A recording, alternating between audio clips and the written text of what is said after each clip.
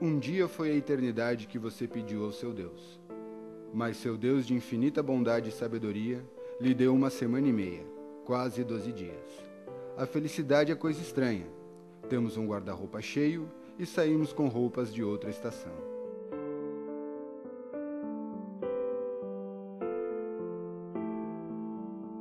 Em 1983 eu comecei a fazer faculdade na FEPEV.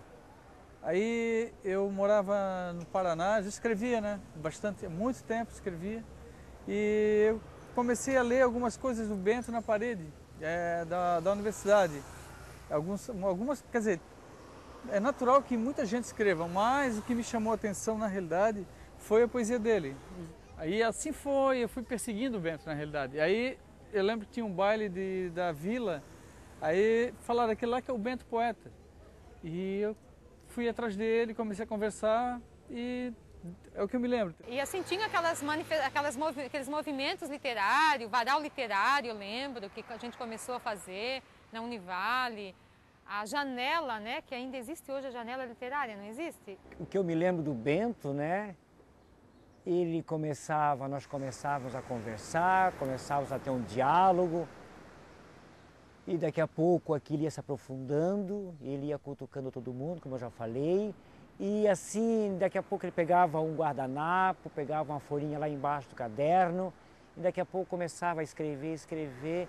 Muitas vezes nós não percebíamos, muitas vezes inclusive até no banheiro, até no balcão dos barzinhos, e na outra semana, no outro mês, no outro ano, tu olhava, estava ali a poesia. Sempre em cadernos, né? Algumas até no começo em cadernos desses brochura mesmo, pequenos, né? E depois ele começou a adotar os chamados cadernos, aqueles que são feitos para livro-lata, né? Acho que a poesia do Bento é admirável do ponto de vista que ele consegue transformar a cena do bairro, da casa, do irmão, da amiga peituda, do Ivo, sabe? Em personagens que ultrapassam essa questão do bairro, da cidade. Assim, ele escrevia as poesias e gostava de escutar alguém lendo para ele. Então eu li muita poesia para ele, assim. Às vezes eu chegava em casa da faculdade e ele ia ler para mim. Ou no sábado, pedia para ficar lendo. Às vezes ele pedia que eu decorasse alguma poesia para estar declamando, algumas coisas assim, porque eu gostava na época de declamar poesia. A última noite de punk foi em 86. Foi apresentada em dezembro e janeiro, dezembro de 85 e janeiro de 86. Foi na Univale e no Guarani.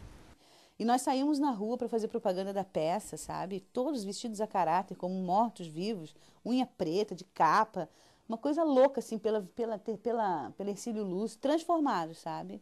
Porque a gente não tinha dinheiro para nada. Não sei nem como é que a gente fez aquilo. A minha mãe até hoje quer saber onde está o espelho dela. O pai do Jean tinha uma funerária. E na última noite punk, a gente foi lá na funerária e pedimos um caixão emprestado. Porque a Renatinha, ela saía de dentro de um caixão, assim, com uma unha roxa, assim, sabe? Muito lindo. Foi Quarentena, como ator. Na mesma época eu estava dirigindo um espetáculo de teatro e o Tony me convidou para fazer parte do Quarentena. E foi excelente, quer dizer, aquilo que eu já lia do Bento eu consegui colocar em cena, né? Eu lembro que eu fazia não tinham personagens fixos, né? Eram quadros mesmo, como um recital poético, só que teatralizado pelo Tony, com muita criatividade, inclusive, pelo Tony. E o Tony deu muita liberdade para a gente trabalhar, né? Quer dizer, em cima daquilo que a gente conhecia do Bento, aquilo que a gente convivia com o Bento, né? Ele pegava um lápis, botava na boca da gente, aí você tinha que falar. Agora fala com o lápis. Aí falava, e falava horror. Aí depois tirava o lápis. Agora falem. Vejam como tudo melhorou. As técnicas do Tony. Então, acho que cada um, naquele momento, cada ator naquele espetáculo, deu um pouquinho de Bento, sabe? Foi um pouquinho de Bento naquele momento. Participava na plateia, ficava lá mudo na plateia, olhando. Ele só ria, não acreditava, ele chorava, se emocionava, sabe, de ver os poemas dele ali. Só os amigos dele, né? Mas as nossas temporadas eram assim, 3 apresentações, 4, a gente ficava meses ensaiando e fazia 2, 3, 4 apresentações. Até ocorreu um fato muito gozado que quando o Bento perguntou para mim, sabe o que é selacanto? Eu falei, é um animal pré-histórico. Ele ficou puto, né? Porque, claro, ele queria claro, dizer, sabe o que é o selacanto? Não, não sei. Ah, ele ia dar uma aula para mim, né? Que ele tinha estudado. Mas eu falei, é um animal pré-histórico. Ele ficou puto, mas na realidade é um peixe e tal. Ah, era vendendo, acho que adesivo, vendendo camiseta, vendendo muita camiseta, isso mesmo. Tinha camiseta do selacanto cor-de-rosa, amarela, verde, tudo quanto é cor. Acho que o Selacanto também é um livro muito bairrista, né?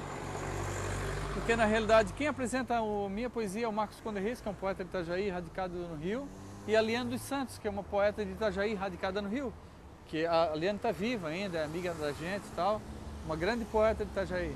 Então, a gente fez assim, a Vânia de Itajaí, o Edmundo de Itajaí, o Vandeca de Itajaí, eu, o Bento, o Marcos Conde Reis, a Liane dos Santos. Então, ficou um livro bairrista, assim. Comentava, já estava tudo pronto, o nome do livro era Fogo Fato. Já estava tudo de listrinha lá, tinha já a lista toda das poesias que ia ser botado tudo encaminhadinho na folha lá. E ele já andava fazendo vendendo aqueles outros adesivozinhos, né? Mas aí pela marejada ele ia vendendo e ia bebendo cerveja mais os amigos.